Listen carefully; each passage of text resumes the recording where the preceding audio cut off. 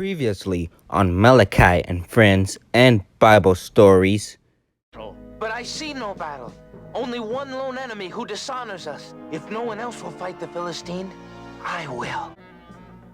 What is this? You come to fight Goliath? Ah! A stick! Am I a dog that you come at me with a stick? And I shall defeat you even without it. For your insolence, I will carve your flesh and feed it to the fowls of the air and the beasts of the field.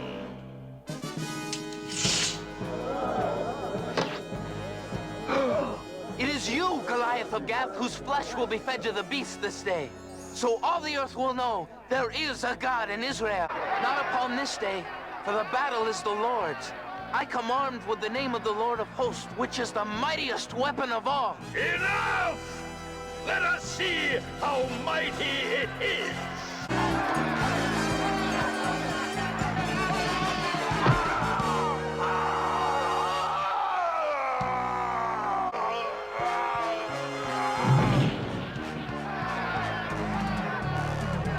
David, you did it! You did it!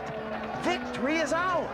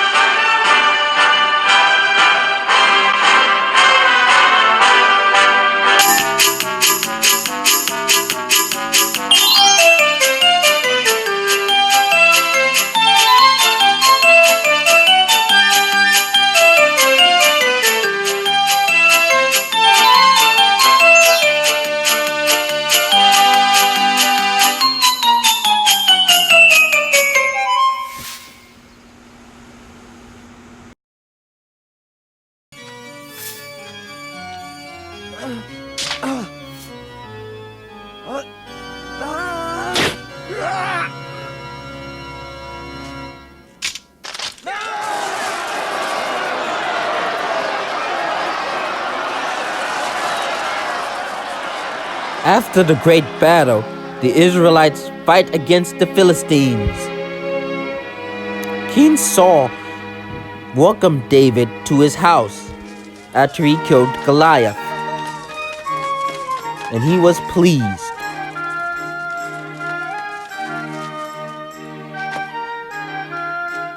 David, from this moment on, you are one of my sons. My beloved son Jonathan is now your brother. Thank you very much, Your Highness.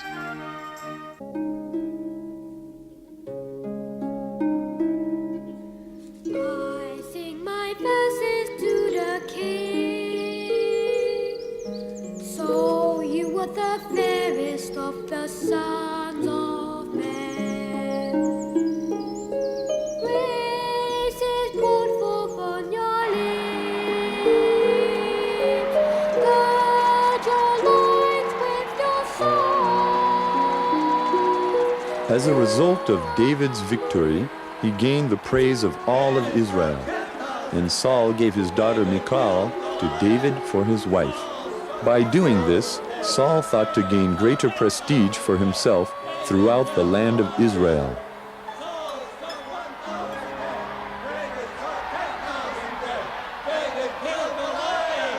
King Saul was very jealous of David. He was afraid that he would lose his kingdom if he didn't get David out of the way.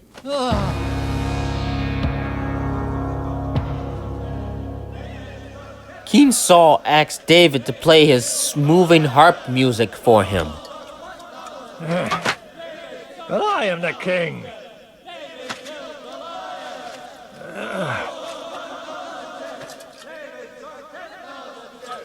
David has been a mere shepherd.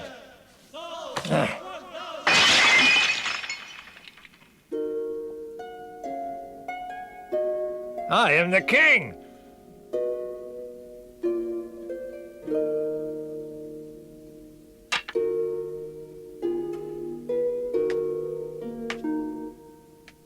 King Saul fell into another jealously hateful rage.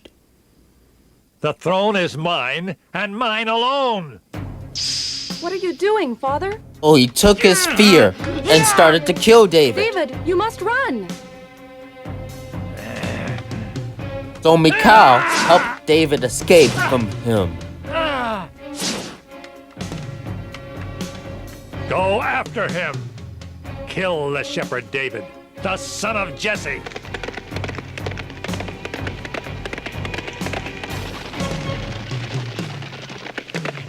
Oh Lord, please protect me.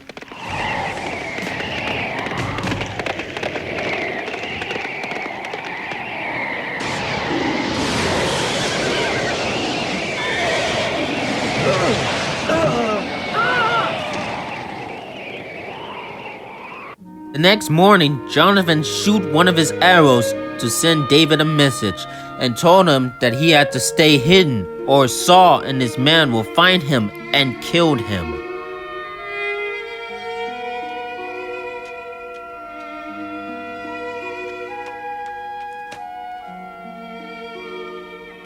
The Lord does not forsake those who love him.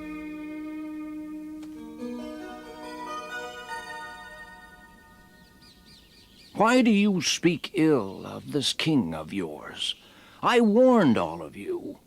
A king will steal your daughters and make your sons into soldiers, and he will take your crops for taxes. And you said, it does not matter. You wanted a king. So the Lord anointed a king. But Saul is a corrupt king. Do you understand that having a king is not the important thing? What is important? David went to see Samuel and told him about what Saul had done.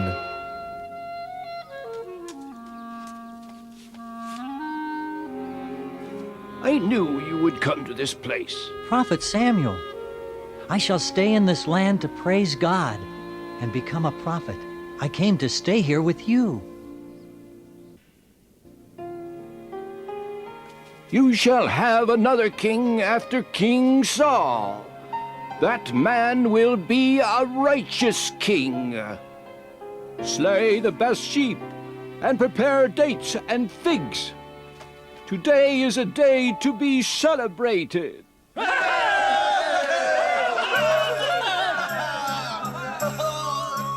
David lived with Samuel in the town of Naioth, near Ramah. King Saul tried to arrest David. He sent his envoys once, twice, 3 times. But each time, when they arrived in Naioth, they were overwhelmed by the Lord's Spirit and could not kill David. Instead, they faithfully followed Samuel's words. Saul became more and more enraged because he had waited such a long time to hear the news of David's death.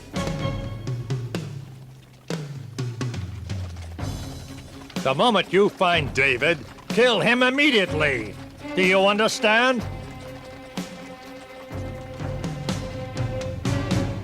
That night,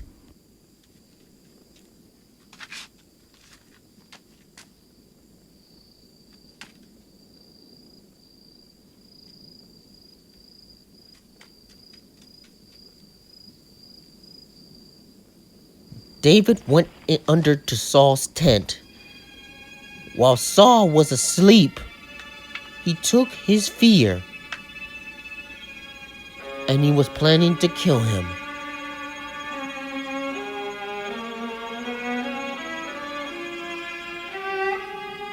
But he can't kill him.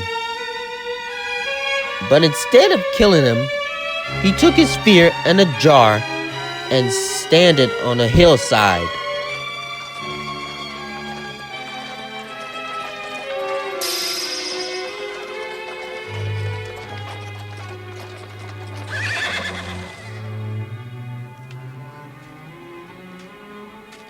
King Saul said to David, David, come down from there. David asked. Why? And for how far do you intend to pursue me? David, my son, come back to me. Have I committed a sin? If I have, you must tell me what it is. What have I done to make you hate me so much? What did I do? David.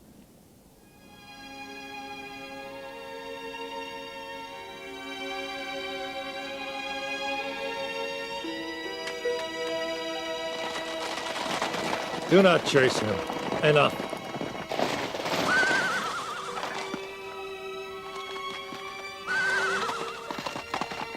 David, I wanted you to stay by me. I wanted to forgive you. But in spite of myself, I am overcome with an urge to kill you. What is happening to me? From that time on, Saul never saw David again. Many years passed after the prophet Samuel died.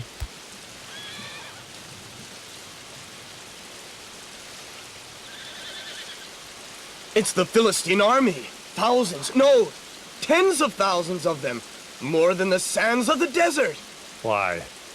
Why does the Lord desire to pass the kingdom of Israel into the hands of the enemy? Before starting the battle, King Saul and his sons came to a house where a witch in Endor.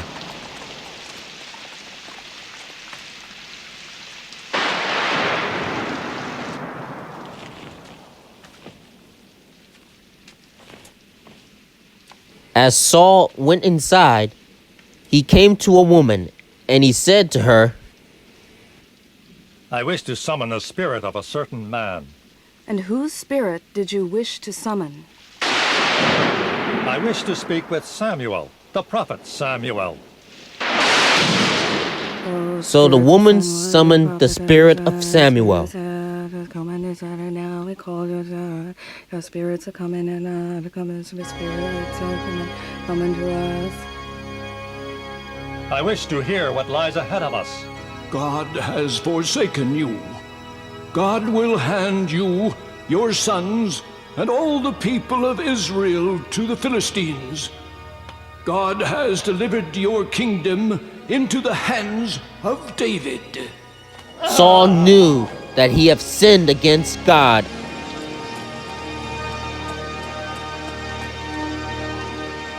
Why don't you ask God? There is no answer. Day after day since the death of Samuel, the Almighty has remained silent. But Father, you have forbidden shaman from dwelling in your kingdom. They tried to challenge the mysteries of the past and the future. They even tried to challenge God. The Lord will punish us. I shall fight. I will fight to the end.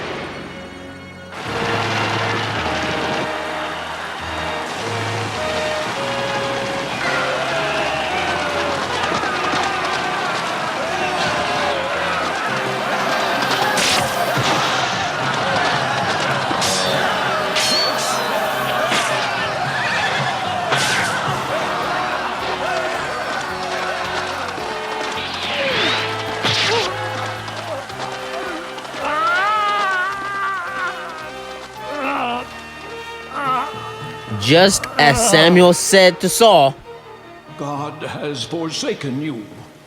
God will hand you, your sons, and all the people of Israel to the Philistines. God has delivered your kingdom into the hands of David. Saul took his own sword and plunges himself until he is dead.